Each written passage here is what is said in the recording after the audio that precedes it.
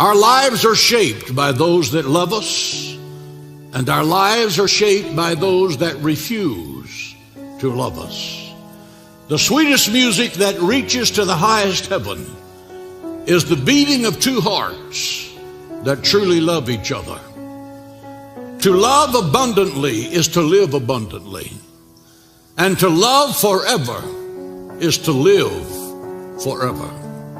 Love is the doorway through which the human soul passes from selfishness to service. Love does that.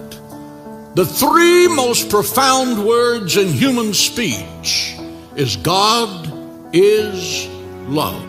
The Bible says it's beyond human comprehension.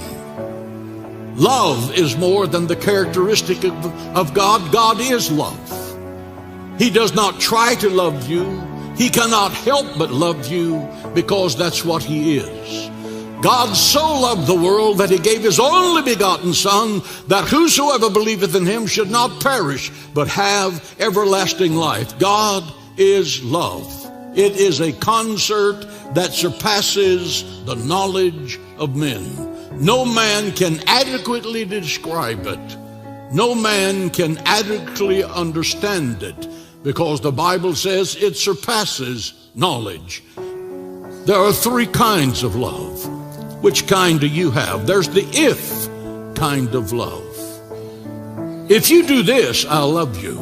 If you succeed, I'll love you. If you come up to my expectations, I'll love you. The because kind of love. I love you because you're intelligent. I love you because you have money. I love you because you're beautiful and you're handsome.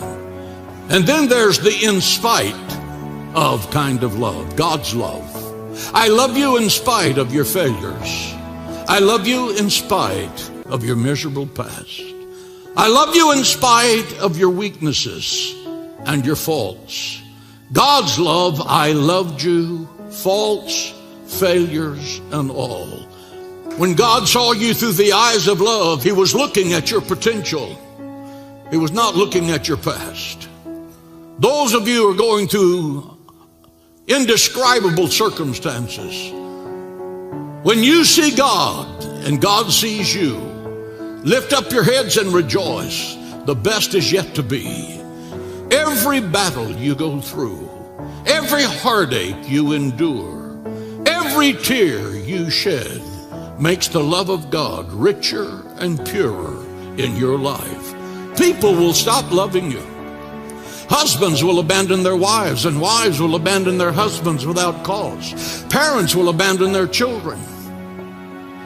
Man's love will fail you, but the love of God will never fail you. God the Father loves you with an everlasting love. He will never give up on you. He will always be there when you call.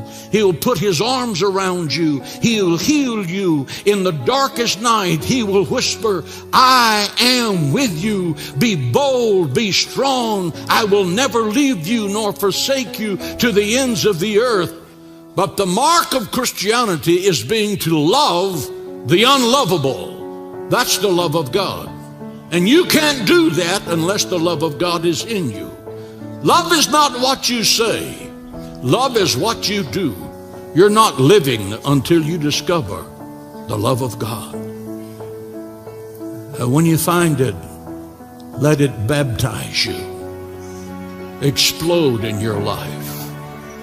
And it will bring to you a personal growth and development and spiritual prosperity you didn't know a human being could have.